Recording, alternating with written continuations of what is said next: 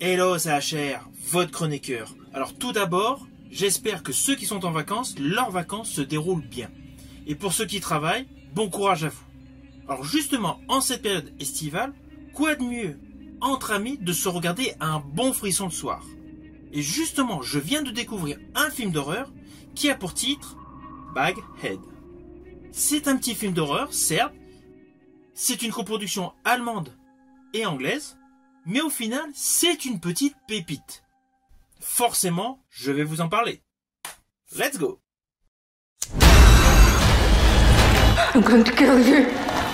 You can't kill her.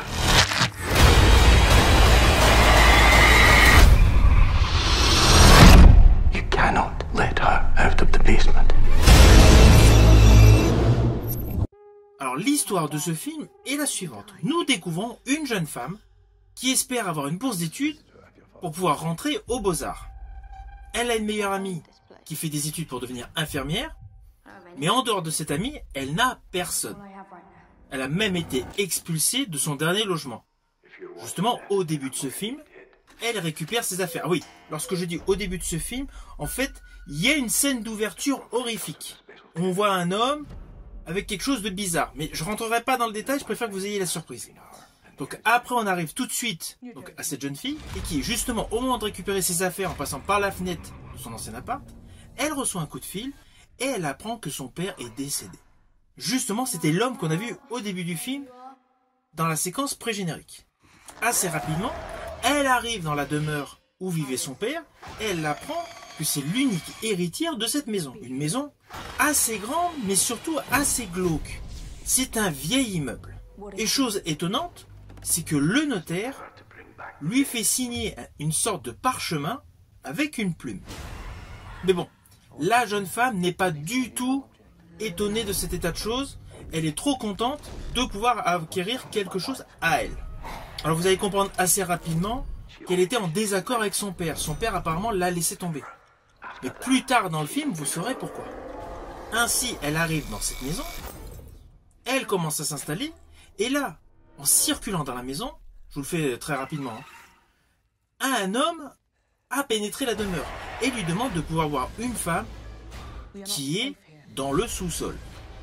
Évidemment, la fille est complètement prise de stupeur. Là, assez rapidement, le lendemain, il revient, il a donné de l'argent, etc.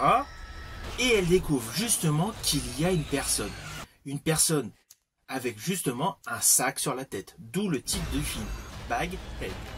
Et c'est là que démarre réellement l'histoire de ce film horrifique. Alors, vous me connaissez, je ne vais pas du tout vous spoiler. Mais sachez que ce film a un côté oppressant, un côté anxiogène. Et le problème, c'est que la jeune fille tombe dans tous les panneaux dans ce film, car dans sa vie, elle a de gros soucis d'argent. De ce fait, l'avidité est à son paroxysme.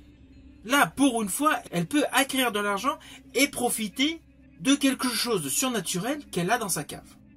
Alors j'ai vu beaucoup de films d'horreur, on va pas se mentir, j'en ai vu plein.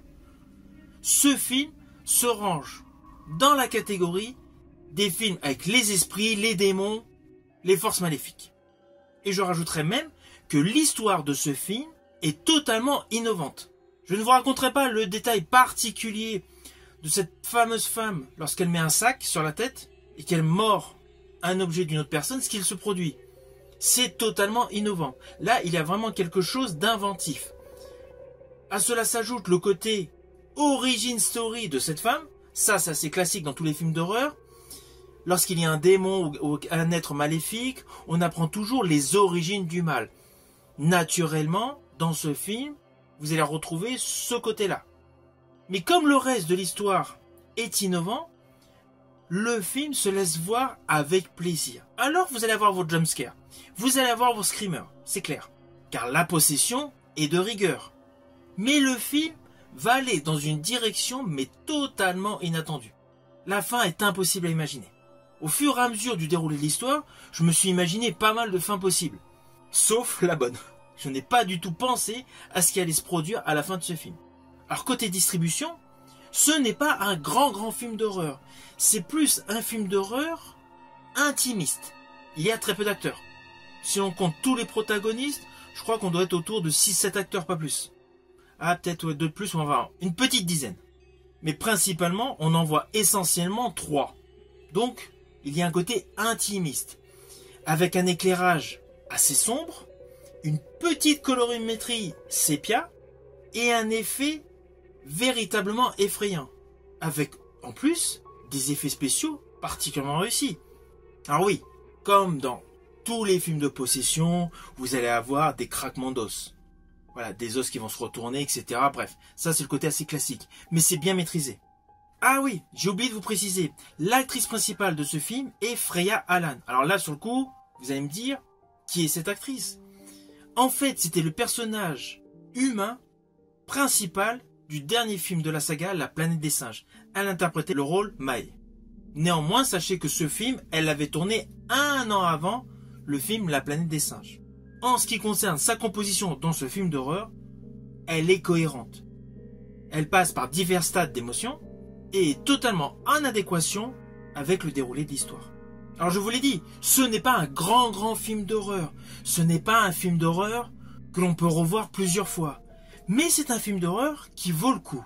Il y a des moments touchants, je pense notamment à la relation père-fille, parce que le personnage que Freya Allan interprète, c'est-à-dire Iris, est totalement meurtri par le manque d'intérêt que lui a apporté son père. Et de ce fait, il y a beaucoup de moments touchants, avec naturellement des explications. Dans ce film, vous avez également donc des moments horrifiques, et il y a un suspense. Alors, il y a un petit côté qui peut paraître répétitif pour certaines séquences.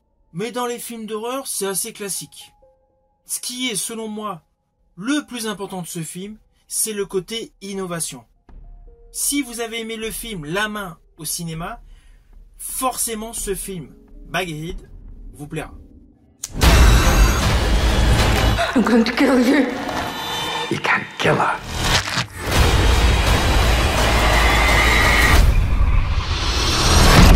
You cannot let her out of the basement. Alors au final, naturellement, c'est un film que je vous invite à découvrir. C'est un film qui vous permettra de passer un bon moment entre amis, entre potes, devant un film d'horreur. Si vous avez aimé ma vidéo, n'oubliez pas, petit pouce vers le haut, pensez au partage. Quant à moi, je vous dis à bientôt.